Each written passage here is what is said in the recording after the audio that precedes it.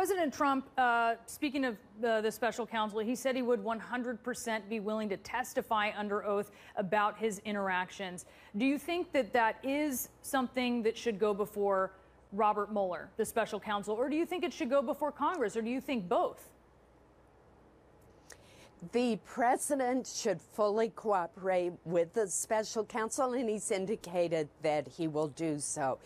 We have to keep in mind that the focus of the Senate Intelligence Committee's investigation is on whether the extent of Russian influence on our elections last fall and whether or not there was collusion, collaboration, cooperation between the Russians and members of President Trump's campaign team.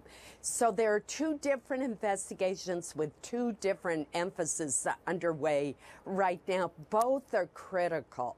Both are really important to our country. So it sounds like if he were to talk to, you would be comfortable with him just talking to Bob Mueller? Yes, I would be. And if he does, should video of that testimony be made public, do you think? Well, that really depends on how the special counsel decides to proceed.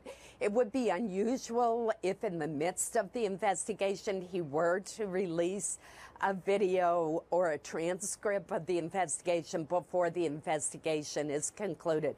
That's frustrating because we all want to know all of the information, but keep in mind that his job is to determine whether or not there are any violations of criminal laws, and he wants to make sure that he has all the evidence put together rather than releasing it in a piecemeal basis.